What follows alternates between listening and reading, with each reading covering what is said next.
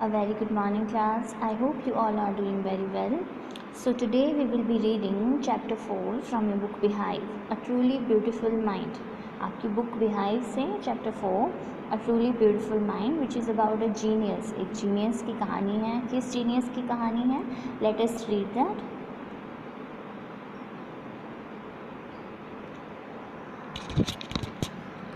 A truly beautiful mind. Before you read, who do you think of when you hear the word genius? Who is a genius? What qualities do you think a genius has? जब आप word genius सुनते हो तो आपको दिमाग में कौन आता है? एक genius कौन होता है? उसके अंदर क्या qualities होती हैं? अब हम एल्बर्ट आइंस्टाइन जो हैं जो कि एक बहुत ही फेमस फिज़िसिस्ट हैं उनके बारे में पढ़ेंगे. Albert Einstein was born on 14 March 1879 in the German city of Ulm. Albert Einstein का जन्म 14 मार्च 1879 में जर्मन सिटी में हुआ था जिसका नाम अल्म था. Without any indication that he was destined for greatness. बचपन में उनमें ऐसी कोई भी साइंस नहीं थे कि वो ग्रेटनेस के लिए बने हैं. On the contrary his mother thought Albert was a freak. उनकी माँ को लगता था कि एल्बर्ट एक फ्रीक हैं. फ्रीक क्या होता है? ऐसा पर्सन जो बिना सोचे समझे बिहेव करे या स्टूपिड हो या इडियट बोलते हैं जिसे. तो उसकी माँ को लगता था कि एल्बर्ट मूर्ख है. To her his head seemed much too large. उसकी माँ को एल्बर्ट का सिर बहुत बड़ा लगता था. At the age of 2.5 Einstein still wasn't talking. 2.5 साल की उम्र तक आइंस्टाइन ने बोलना शुरू नहीं किया. When he finally did learn to speak he uttered everything twice. और जब उसने बोलना शुरू किया तो वो हर चीज़ 2 बार बोला करता था. Einstein did not know what to do with other children. Einstein को नहीं पता था और बच्चों के साथ क्या करना है. And his playmates called him brother boring. और उसके जो साथी थे वो उससे क्या बुलाते थे? Brother boring. So the youngster played by himself. इसीलिए ये अकेला ही खेला करता. He specially love mechanical toys. Einstein को मैकेनिकल टॉयज़ बहुत पसंद थे. Looking at his new born sister Maja he is said to have said fine but where are her wheels. जब उसने अपनी न्यू बॉर्न सिस्टर माजा को देखा तो उसने क्या पूछा कि इसके व्हील्स कहाँ हैं, पहिए कहाँ हैं. Headmaster once told his father that what Einstein chose as a profession wouldn't matter because he will never make a success at anything. एक हेड मास्टर ने आइंस्टाइन के फादर को एक बार कहा था कि कोई फ़र्क नहीं पड़ता आइंस्टाइन कौन सा प्रोफेशन चूज़ करे बिकॉज वो किसी में भी सक्सेसफुल नहीं हो सकता. Einstein began learning to play the violin at the age of 6. Einstein ने वायलिन बजाना 6 साल की उम्र में सीखा because his mother wanted him to. क्योंकि उसकी मदर चाहती थी. He later became a gifted amateur violinist. बाद में वो बहुत अच्छा वायलिन बजाने लगे. Maintaining this skill throughout his life. और पूरी ज़िंदगी उन्होंने अपना ये स्किल बरकरार रखा. But Albert Einstein was not a bad people. Albert Einstein एक बुरे स्टूडेंट नहीं थे. He went to high school in Munich. वो म्यूनिच में हाई स्कूल में गए.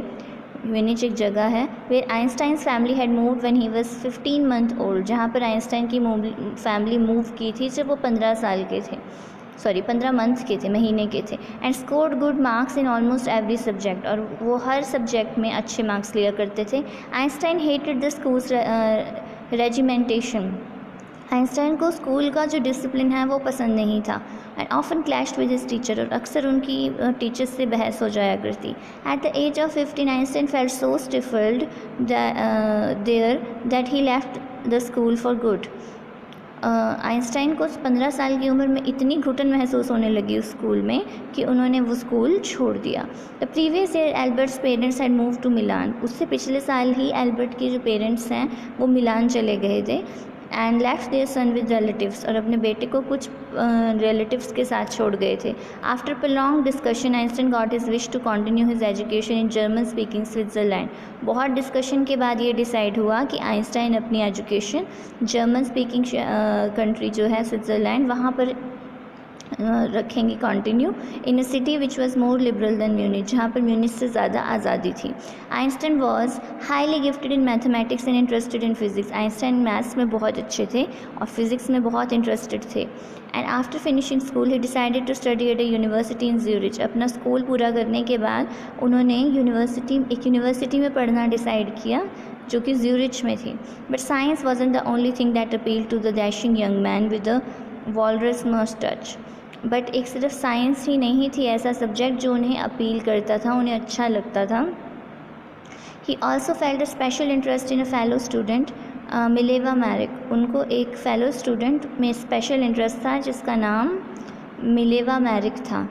Home he found to be a clever creature, जो उन्हें बहुत इंटेलिजेंट लगती थी। This young Serb had come to Switzerland because the university in Zurich was one of the few in the Europe where women could get degrees. ये young lady जो थी वो Switzerland इसीलिए आई क्योंकि यूनिवर्सिटी थी जो ज़्यूरिच की, वो यूरोप की उन चंद यूनिवर्सिटीज़ में थी जहाँ पर वुमेन डिग्री ले सकती थी। Einstein saw in her N ally against the Philistines, those people in his family and at the university with whom he was constantly at odds. Einstein को एक फ्रेंड दिखा मिलेवा में, और स्पेशली उस time में जब उसे अपनी फैमिली में सब लोग ऐसे लगते थे जिनके साथ उसकी बनती नहीं थी। The couple fell in love, ये दोनों प्यार में पड़ गए। Letters survive in which they put their affection into words, उन्होंने अपने एक दूसरे के प्रति प्रेम जो था वो लेटर्स में जाहिर किया। मिक्सिंग साइंस विद टेंडरनेस, जिसमें साइंस की बातें भी हुआ करती। Wrote Einstein, how happy and proud I shall be when we both have brought our work on relativity to a victorious conclusion. हम दोनों, मैं कितना खुश होऊंगा उस दिन जिस दिन हम दोनों अपना जो काम है रिलेटिविटी टॉपिक पर उसे एक निष्कर्ष पर पहुंचाएंगे। In 1900 at the age of 21 Albert Einstein was a university graduate and unemployed. 21 साल की उम्र में एल्बर्ट आइंस्टाइन एक यूनिवर्सिटी ग्रेजुएट बन चुके थे लेकिन उनके पास जॉब नहीं थी। He worked as a teaching assistant, वो एक टीचिंग असिस्टेंट की तरह काम कर रहे थे। Gave private lessons and finally secured a job in 1902। Private lessons दिया करते और फाइनली उन्हें जॉब मिल गई 1902 में as a technical expert in the patent office in Bern. किस पोजीशन के लिए? टेक्निकल एक्सपर्ट की जॉब मिली, कहाँ पर? बर्न में। While he was supposed to be assessing other people's inventions, Einstein was actually developing his own ideas in secret. जब उसे और लोगों, उसका काम क्या था आइंस्टाइन का उस जॉब पर कि और लोगों के इन्वेंशंस को उसने असेस करना था, उनका एग्जामिनेशन करना था। आइंस्टाइन एक्चुअली अपने आइडियाज़ भी उस टाइम सीक्रेटली डेवलप कर रहे थे। He is said to have jokingly called his desk drawer at the work a bureau of theoretical physics. उनका जो काम, जहाँ वो काम करते थे ऑफिस में, वहाँ एक डेस्क था, उसके ड्रॉर को वो क्या कहा करते थे?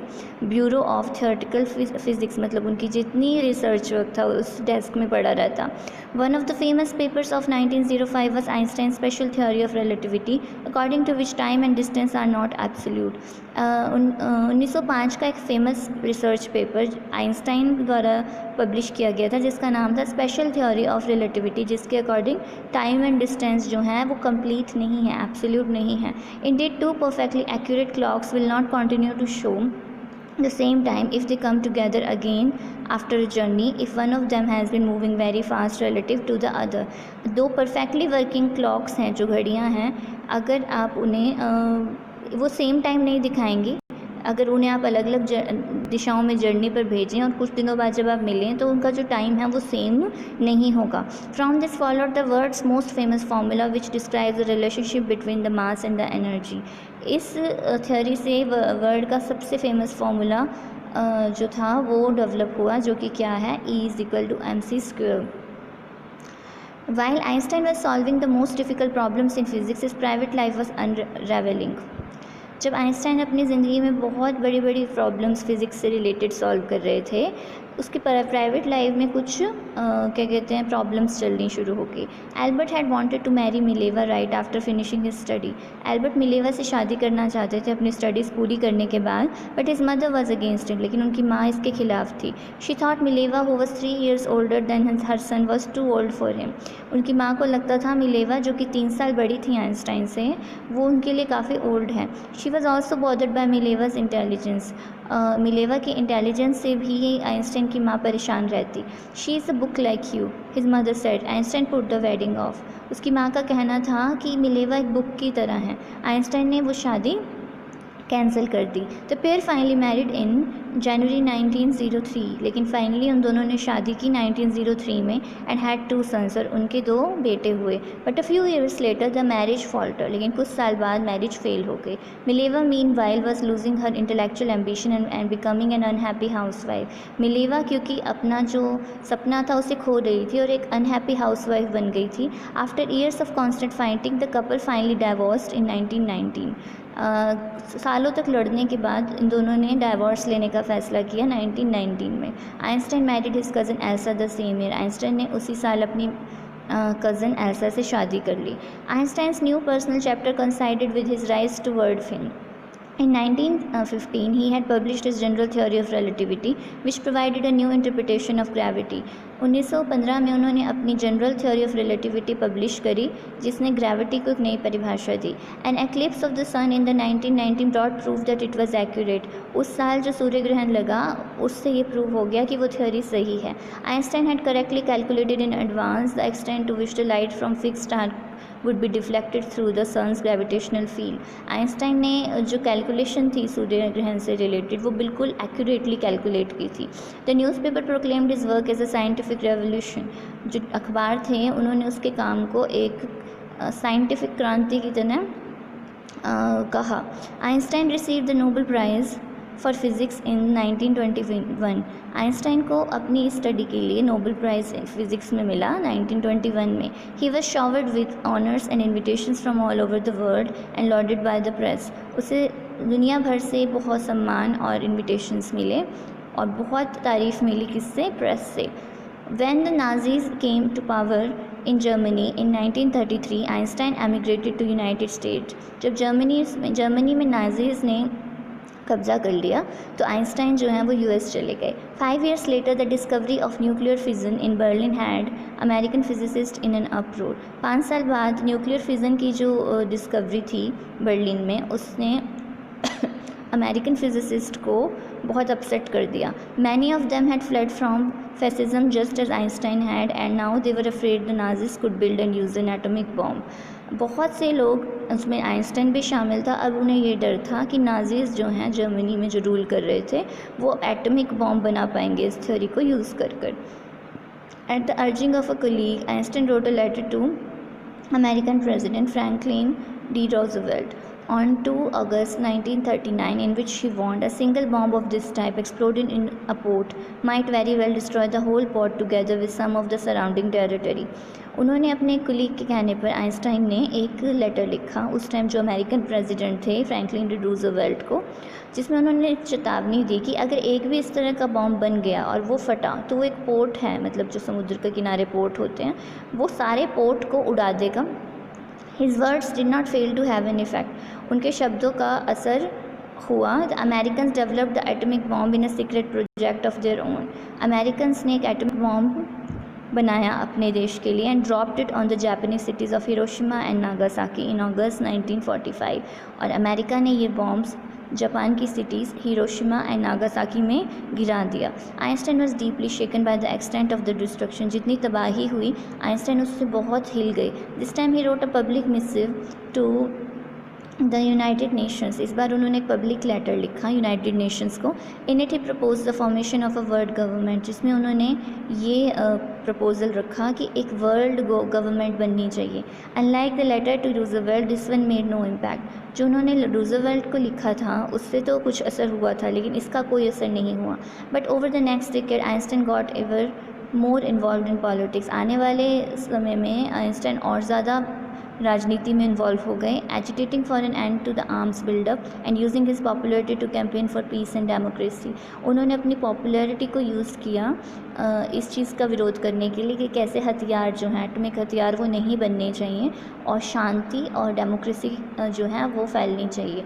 When Einstein died in 1955 at the age of 76 he was celebrated as a visionary and world citizen as much as a scientific genius. Einstein की जब 1955 में 76 ईयर्स की एज में डेथ हुई तो उन्हें एक विजनरी और एक वर्ल्ड सिटीज़न की तरह सेलिब्रेट किया गया. इसके साथ साथ एक साइंटिफिक जीनियस की तरह भी, मतलब उन्होंने साइंस की फील्ड में भी अपना योगदान दिया और वर्ल्ड पीस की फील्ड में भी अपना योगदान दिया. तो ये था आपका chapter a truly beautiful mind. इसमें जो टफ वर्ड्स हैं, make a list of them and apart from that summary लिखने की कोशिश कीजिए अपने वर्ड्स में. इट इज़ इम्पॉर्टेंट नाउ कि आप खुद लिखने का ट्राई कीजिए. And I will be posting the question answers आपके लिए पोस्ट हो जाएंगे. Write them down.